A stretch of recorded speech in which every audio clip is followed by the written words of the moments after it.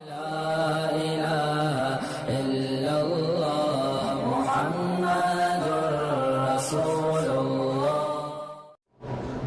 اب اس دوسری حدیث مبارک میں نواس ابن سمعان الکلبی کہتے ہیں کہ ایک دن حضور پاک صلی اللہ علیہ وسلم نے دجال کے بارے میں ذکر کیا، اونچا یعنی اوپر نیچے ہر چیز اس کے بارے میں بیان کی، اور بیان میں اتنی تاثیر تھی ہم نے سمجھا کہ شاید یہ جو باغ ہے نا کھجوروں کا ابھی اسی میں دجال کھڑا ہے۔ حضور پاک نے فرمایا دجال کے علاوہ مجھے اور چیزیں ہیں جس کا مجھے ڈر ہے تم پر۔ دجال بھی فتنہ ہے لیکن اس کے علاوہ بھی اور چیزیں ہیں جس سے مجھے اپنی امت پہ خوف ہے۔ فَإِن يَخْرُجْ وَأَنَا فِيكُمْ، اگر دجال نکلا اور میں موجود ہوا، میری زندگی میں آیا، پھر تو میں ہی اس کا مقابلہ کروں گا، میں ہی کافی ہوں۔ لیکن اگر وہ نکلا اور میں موجود نہ ہوا، یعنی میری موت کے بعد، وفات کے بعد آیا، تو پھر ہر بندہ جو ہے وہ اپنی طرف سے اس کا دفاع کرے گا۔ اللہ تبارک و تعالیٰ میرے خلیفہ ہیں، ہر مسلمان پر نگہبان ہیں، نگران ہیں، اللہ مدد فرمائیں گے۔ آپ نے فرمایا کہ میں تمہیں اس کی نشانیاں بتا دیتا ہوں کہ وہ ایک نوجوان ہوگا، اس کے بال جو ہیں نا وہ گھنگرالے ہوں گے، اور ایک آنکھ اس کی ایسے باہر نکلی ہوگی جیسے چھوٹا سیب کا دانہ ہوتا ہے، اور شام اور عراق کے درمیان سے وہ نکلے گا۔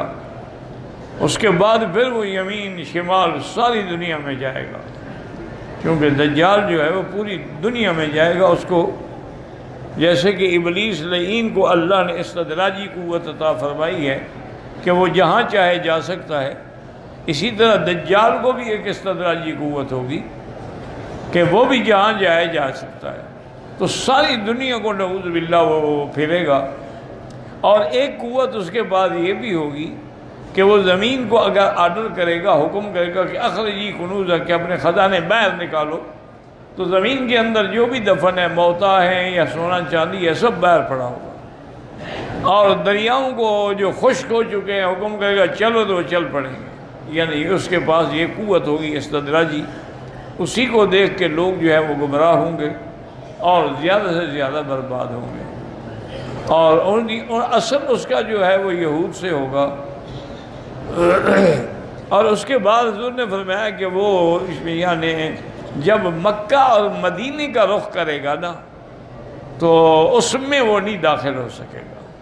لا يدخلها الطاعون ولا الدجال، حضور نے فرمایا نہ تو طاعون کی بیماری داخل ہوگی اور نہ ہی دجال آئے گا۔ الا انقابها الملائکہ، مکے اور مدینے کی سرحد پر، اس کے حرم کی حدود پر اللہ کے فرشتے پہرا دے کے کھڑے ہوں گے، اگر وہ آنے کی کوشش کرے گا تو اس کو بھگا دیں گے۔ تو اس لیے مکہ اور مدینہ منورہ میں دجال داخل نہیں ہوگا۔ اور اس کے بعد حضور نے فرمایا کہ وہ جب رہے گا تو تم لوگ اپنے عقیدے پہ، اپنے ایمان پہ پکے رہنا۔ قلنا یا رسول اللہ بالبسہ فی الارض، ہم نے پوچھا کہ حضور وہ کتنا عرصہ رہے گا؟ قال 40 یوما، 40 دن، لیکن وہ دنوں کا فرق ہوگا۔ یومن کا سنۃ، وہ ایک دن سال کے برابر ہوگا، اور یومن کا شہر، دوسرا دن جو ہے وہ مہینے کے برابر ہوگا، وہ یومن کا جمعہ، اور تیسرا دن جو ہے وہ ایک ہفتے کے برابر ہوگا، وسائر ایام ہی کا ایام، باقی جو ہے وہ ایسے دن ہوں گے جیسے تمہارے ہیں۔ قلنا یا رسول اللہ فذاک الیوم الذی ہوا کسرۃ یکفینا فیہ صلاۃ یوم ولیلۃ، قال لا اقدر له قدرا۔ تو سب سے دیکھیں نا کہ صحابہ کا کتنا بڑا ایمان ہے۔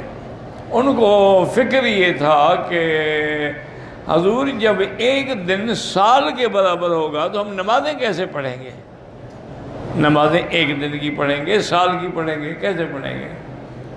تو حضور پاک نے فرمایا کہ نہیں، نمازیں تم اپنے اندازے کے مطابق ٹائم سیٹ کرو گے تو اس کا تک اندازہ کر لو گے کہ اتنے گھنٹے دن ہے، اتنے گھنٹے رات ہے، تو یہ دن کی نمازیں ہیں اور یہ رات کی نمازیں ہیں۔ وہ نمازیں آپ کو 5 ہی پڑھنی ہوں گی اور اپنے اندازے سے پڑھنی ہوں گی۔ اس کے مطابق یعنی ایک ایسے بات بھی ہے کہ جیسے اب آپ ناروے وغیرہ جائیں نا جی، تو اس کے بالکل قریب وہ جگہ ہے جہاں پر دن اور رات جو ہے نا جی وہ 6 مہینے کے ہوتے ہیں. 6 مہینے کا دن ہوتا ہے اور 6 مہینے کی رات ہوتی ہے. تو وہ لوگ جو ہیں وہ بھی پھر اندازہ کر کے جو مسلمان ہیں نمازیں پڑھتے ہیں ان کو اندازہ کرنا پڑتا ہے، یا ان کو یہ کرتے ہیں کیونکہ قاعدہ یہ ہوتا ہے کہ اقرب المطالع کہ بھی اس کے قریب کون سا ملک ہے جس کے اوقات کو دیکھ کے آدمی تقدیر اندازہ کرے گا. تو آپ نے فرمایا تم بھی اندازہ کر کے نمازیں پڑھو گے. نماز تو ایسی عبادت ہے کہ وہ کسی حال میں بھی نہیں چھوڑی جا سکتی.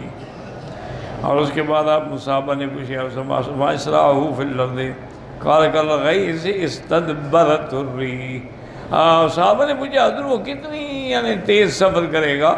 اور میں یوں سمجھ لو کہ جیسے بادلوں کے پیچھے ہوا لگی ہوتی ہے نا، بادل بھاگ رہے ہوتے ہیں، ایسے وہ چلے. قَالَ يَمُرُّ بِالْحَيِّ وَيَدْعُوهُمْ وَيَسْتَجِيبُ لَهُ. وہ کسی قبیلے پہ گزرے گا تو ان کو بلائے گا کہ تم مجھ پر ایمان لے آؤ.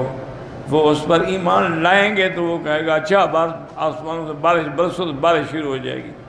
وَالْأَرْضَ فَتَنبُتُ زمین سے کھیتیاں نکل پڑیں گی، برکات ظاہر ہو جائیں گے. وَتَرُوحُ عَلَيْهِمْ صَارِيَةٌ مَا كَانَ ذَرِيعًا وَأَمَدَّهُ خَوَاصِرًا وَأَصْبَغَهُ ذُرُوًا. اب ان کے جانور جب جائیں گے وہ چل کے اپنے پیٹ بھر کے آئیں گے، ان کے پیٹ بھرے ہوں گے، پسلیاں باہر یعنی پیٹ باہر نکلے ہوں گے، اور ان کے تھن جو ہیں دودھ والے وہ بھی بھر چکے ہوں گے دودھ سے. وَيَمُرُّ بِالْحَيِّ فَيَدْعُوهُمْ وَيَرُدُّونَ عَلَيْهِ قَوْلَهُ. اور دوسرے قبیلے پہ گزرے گا، ان کو دعوت دے گا لیکن وہ اس کی بات نہیں مانیں گے. فَتَتْبَعُهُ أَمْوَالَهُمْ فَيُصْبِحُونَ مُمَحَّلِينَ لَيْسَ مِنْ أَمْوَالِهِمْ شَيْءٌ. تو وہ نعوذ باللہ اشارہ کرے گا تو ان کے سارے مال شال سب ختم ہو جائیں گے. وَيَمُرُّ بِالْخَرْبِ يَقُولُ لَهَا. زمین ایسی جو ویران پڑی ہوگی، اجڑی ہوئی خشک زمین پڑی ہوگی، اس کو کہے گا اخرجی کنوزک، اپنے خزانے نکالو. فَتَتْبَعُهُ كُنُوزُهَا كَيَعْصِيبِ النَّحْلِ. زمین کے خزانے نکل آئیں گے اور وہ اس کے پیچھے ایسے چلیں گے جیسے شہد کی مکھیاں آتی ہیں.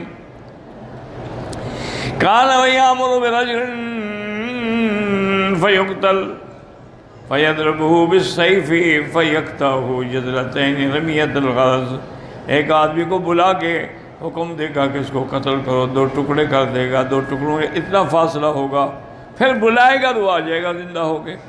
ثم يدعوه ويكبر إليه فبينما هم على ذلك إذ بعث الله عز وجل المسيح عيسى ابن مريم.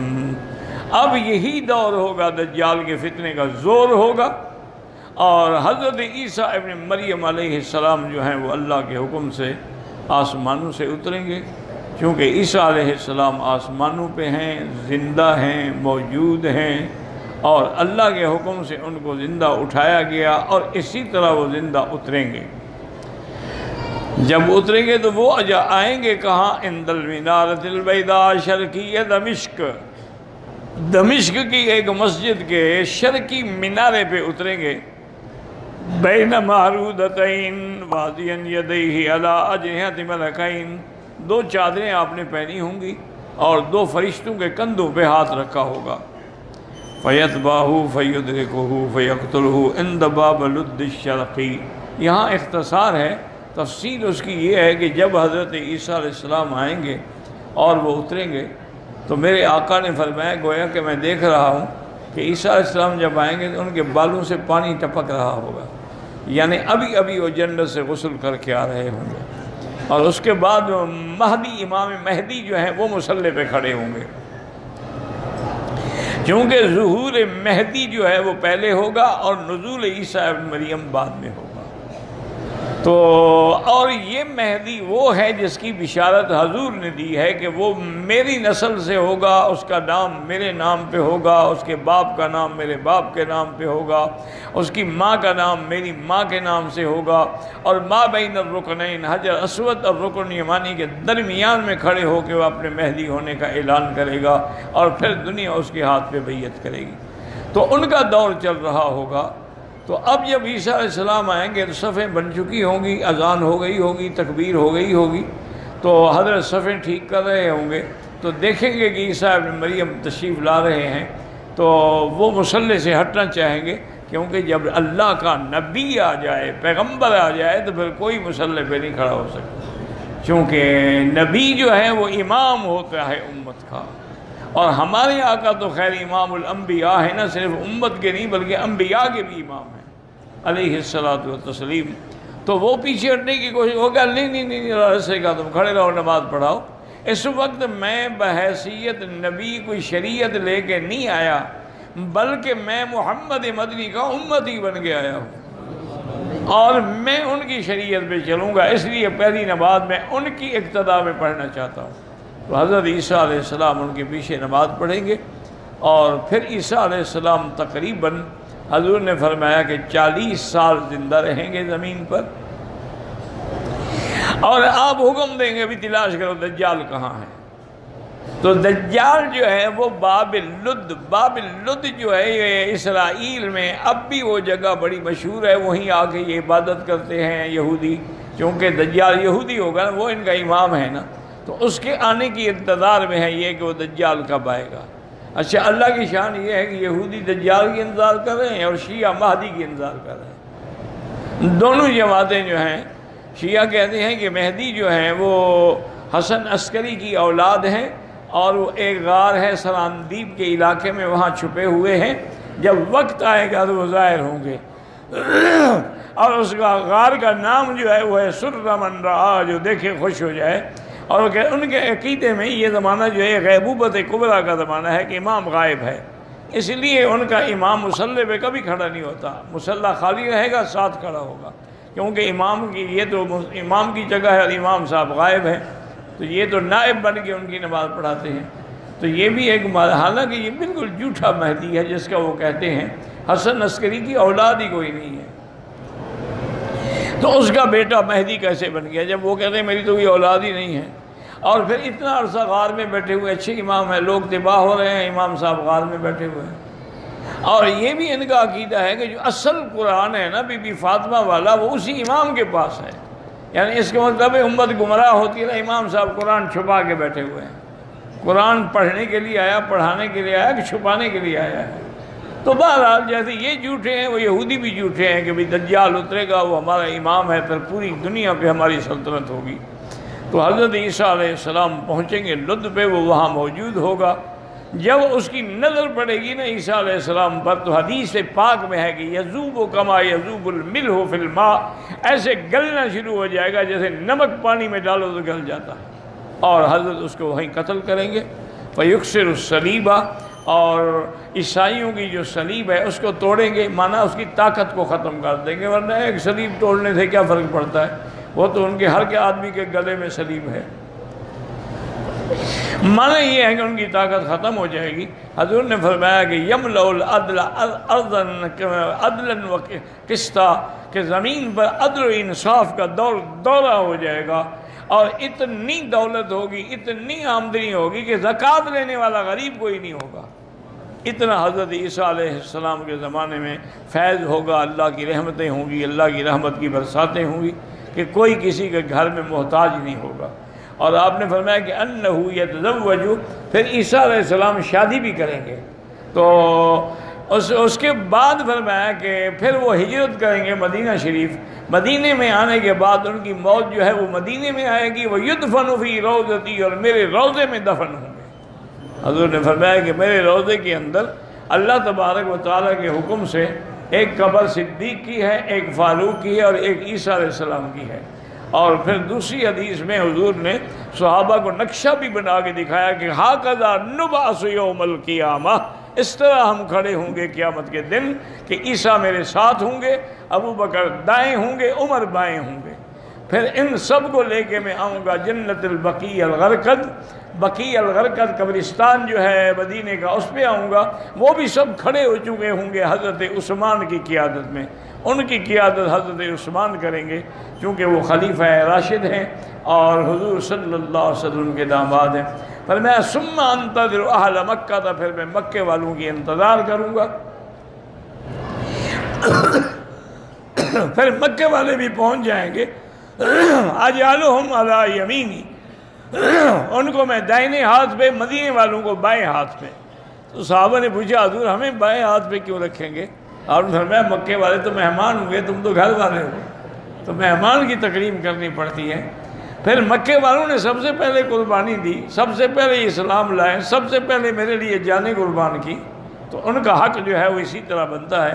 پر میں ثم اسوقہم الی المحشر، پھر ان سب امت کو لے کے میں شام کی طرف چلوں گا، اور شام میں ہی میدان قیامت قائم ہوگا، وہاں حضور صلی اللہ علیہ وسلم تشریف لائیں گے۔ اللہ تبارک و تعالی ہر مسلمان کا خاتمہ ایمان پہ فرمائیں، اور سرکار دو عالم صلی اللہ علیہ وسلم کی شفاعت نصیب فرمائیں۔